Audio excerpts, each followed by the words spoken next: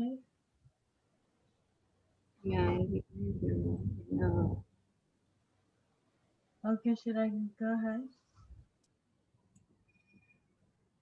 Just a minute. Okay.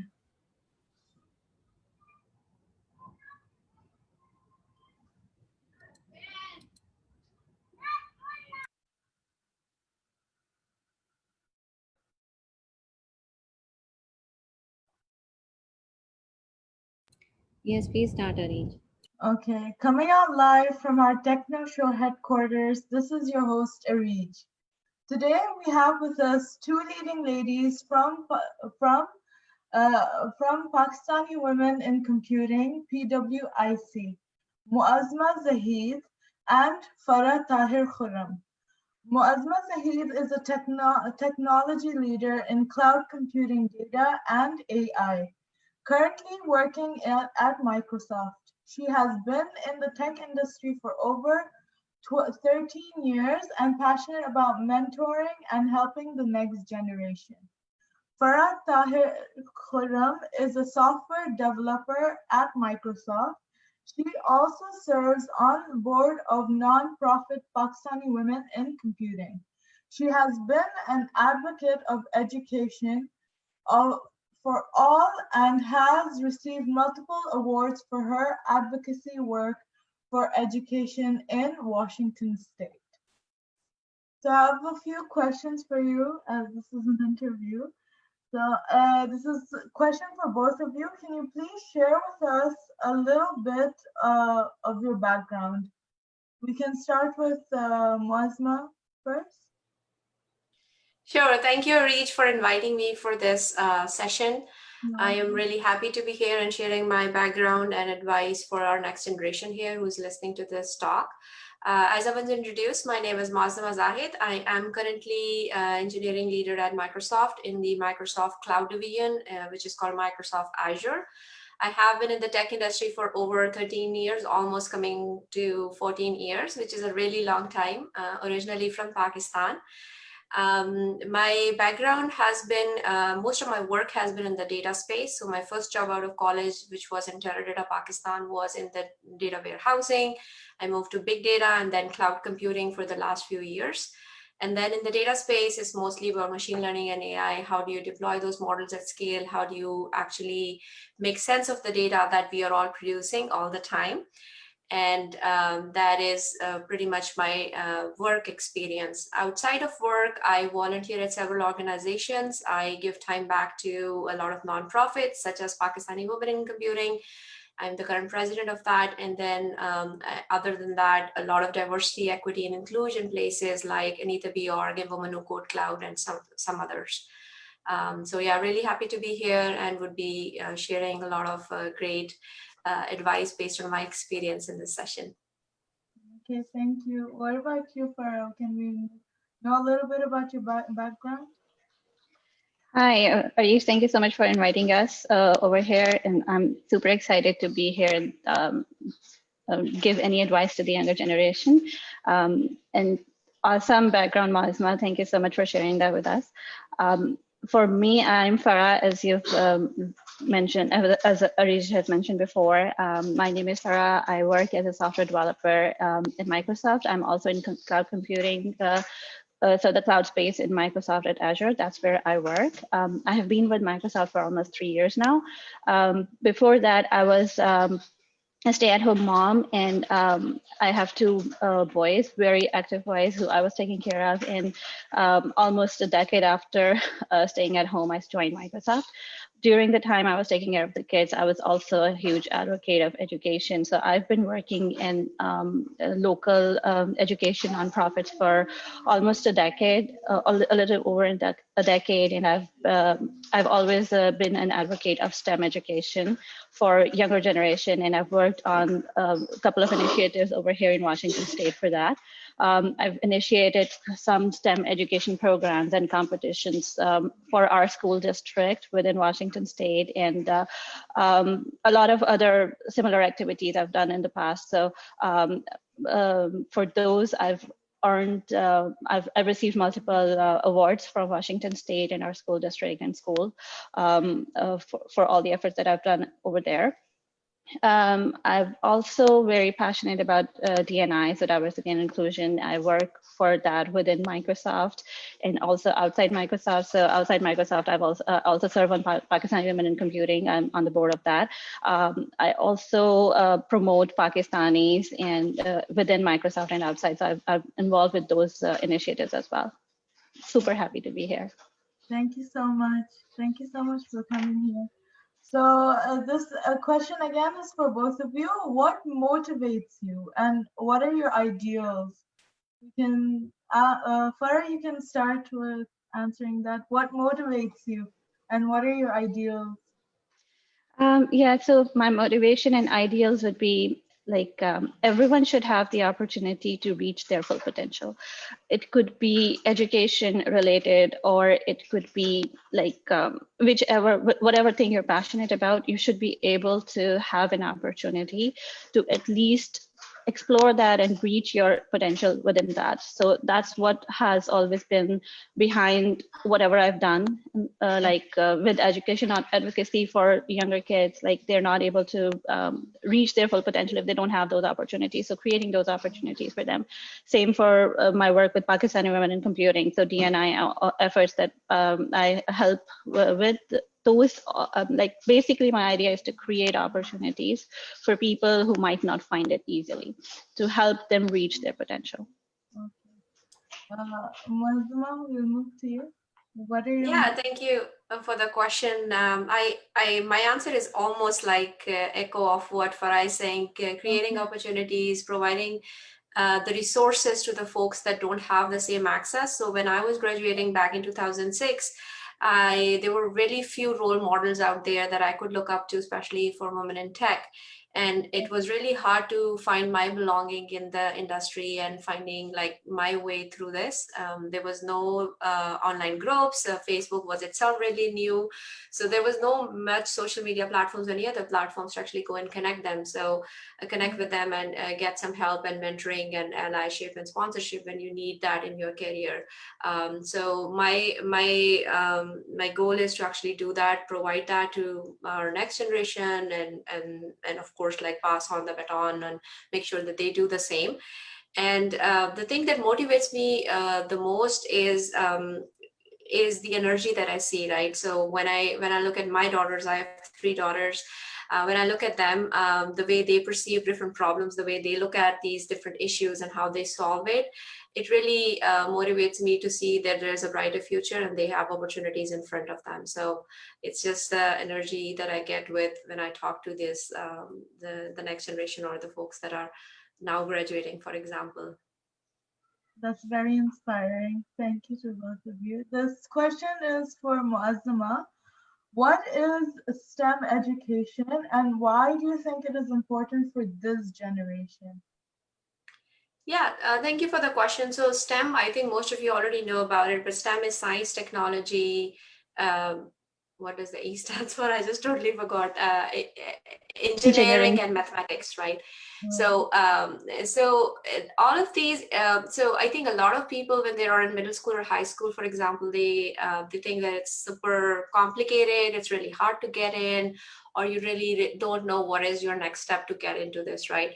I think today the way these things are, any of the field, if you have any passion regarding solving problems, if you are curious to know and you can go something and do something, build something, this is the field for you. So you can start with solving a simple puzzle and then maybe go to, if you're good in creatives, you can go into designing of those things.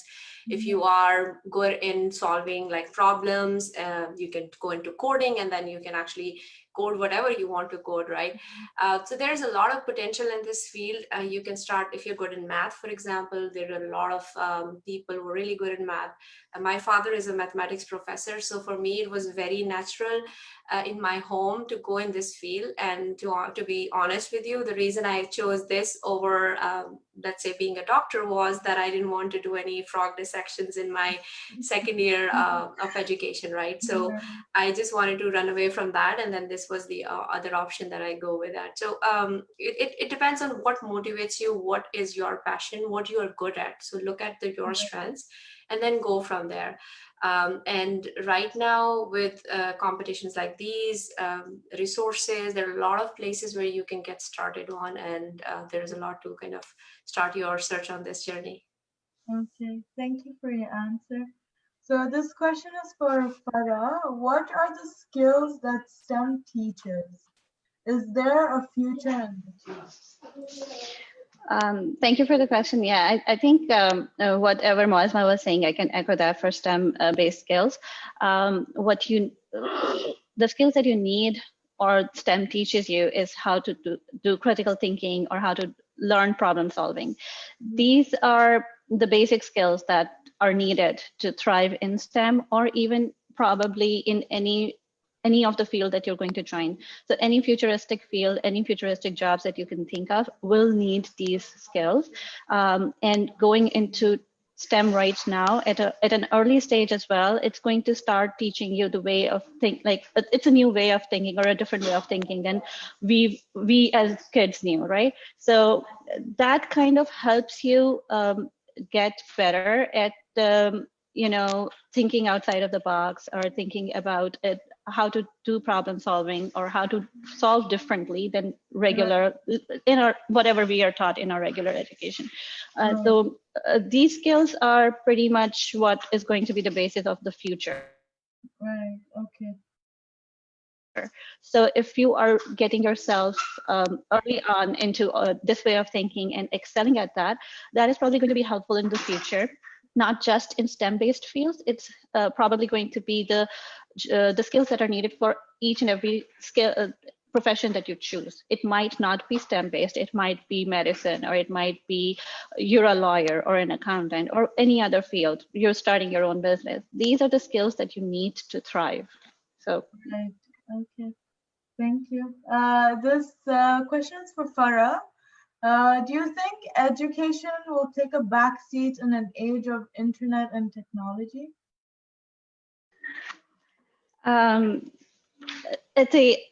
The answer could be yes and no. It truly depends on how you define education. What is education to you?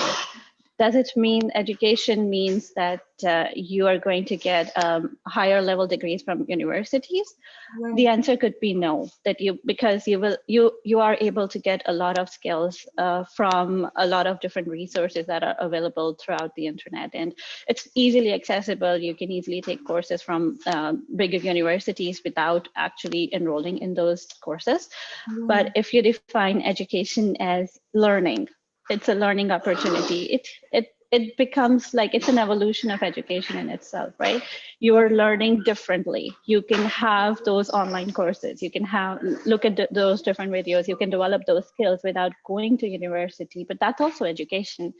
So to me, education is evolving and it is growing in itself, but it's not going to take a backstage. Okay. And this question's from Wazma.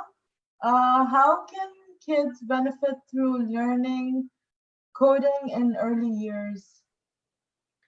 Yeah, I think it depends on, as I said, like it should come from you if you're interested in that or not. But definitely, I would say give it a try, right? So the joy of writing your first code and when something returns on the screen, may it be a Hello World program or something like that.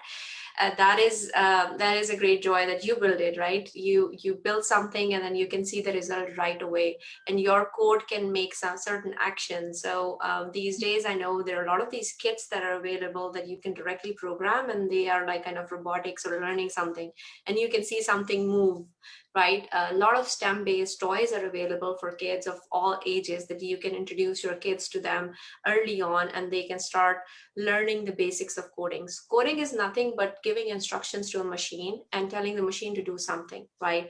The future is, as I mentioned in my intro, like I work in this field, is machine learning and AI. A lot of machines and technology is actually getting advanced, and that's getting intelligent by the day. So these are the skills of the future. If you don't learn them today, even if you are, as Farah was saying, not in the technical field, you might be interacting with them, being a doctor, being a lawyer, being anyone, right? So just to get familiar with it, that's a great thing. And I think every kid should have an opportunity to at least explore this and see if they're interested in it or not. And even if you don't end up being a software engineer or being in the technology field, you can still interact with it and learn from it and be better at it in future. So highly encourage that. You should all check that out.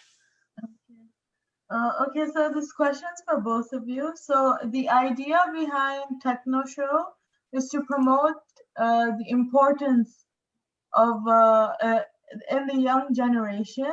What would you like to say about our virtual event being held on the 16th of January? I can give some feedback on that. I think it's a really great way of encouraging kids and middle school, high school, different age group folks to look at learning this early on, and then coming up with an idea, building the code for it, or building some kind of technology for it, and then really seeing the results. And that's awesome, right? So that is a great opportunity, and I think the event that you're organizing is a great event for the kids to come in, learn something new, learn from some of these mentors and other talks that you are organizing as well, and learn what is there in this field, right? And see if this sparks an interest for them, and is there a future for them in this field or not. Right. Farah, would you like to add something to that? Yes, I want to echo what Wasma said. So it's a great initiative. It is really important for children to getting themselves involved into STEM, at least give it a try, understand a little bit of basics, and then see if that's a future for you or not. These skills are necessarily needed going forward. So getting exposure to them is really important. And the way you guys are creating a platform for the children to go and explore and then highlight whatever they've accomplished, and trying to present themselves as the creation that they've built.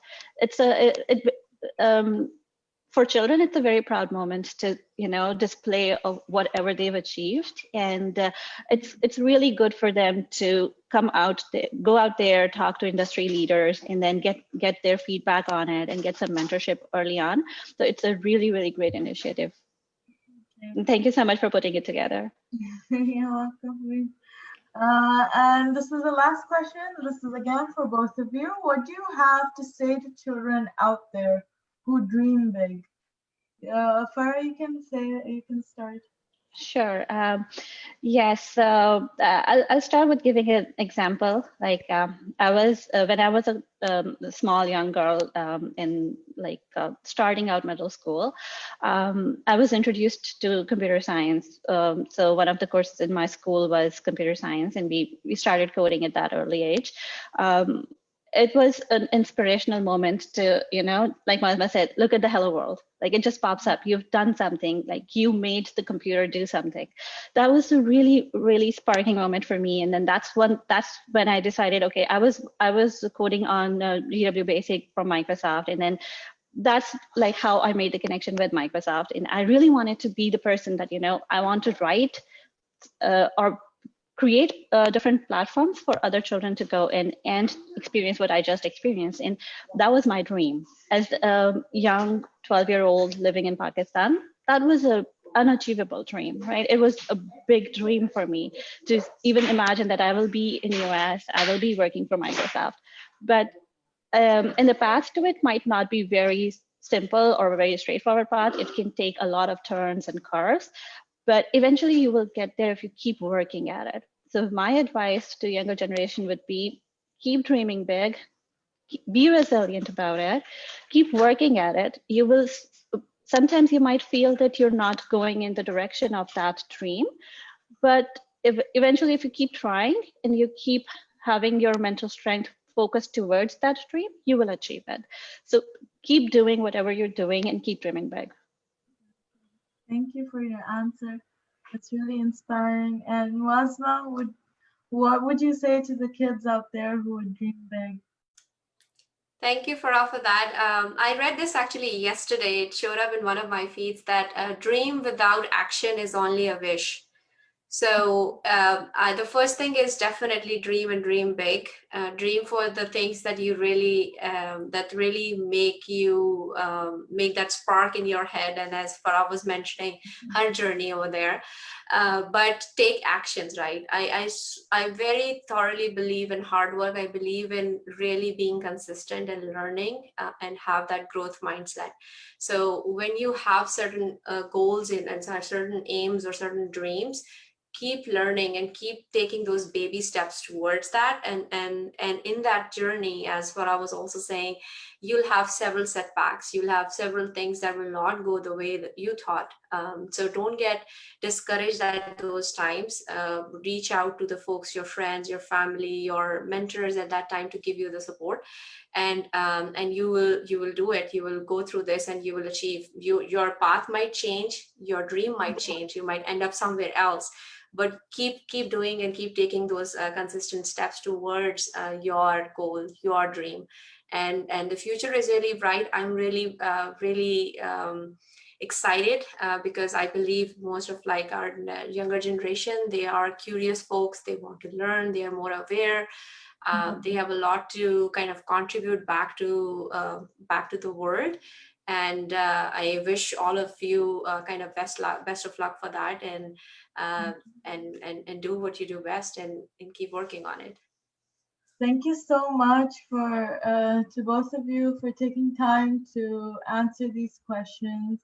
Thank you, Muazma Zahid and Farah Tahir Khurram. You both are inspirational Pakistani women who would encourage kids and girls alike to get education and further in life. Thank you so much for answering our questions and being here and taking the time. Thank you. Yes, thank you so much for arranging it and for inviting us over. It was a pleasure talking to you both, You too. and very inspirational talk. Thank you. Thank you. Thank you, Reese. Thank you for inviting, and hope to be in touch in the future, and looking forward to see what these kids actually make. Yes, thank you so much. Thank you so much. Thank you. Bye. Bye.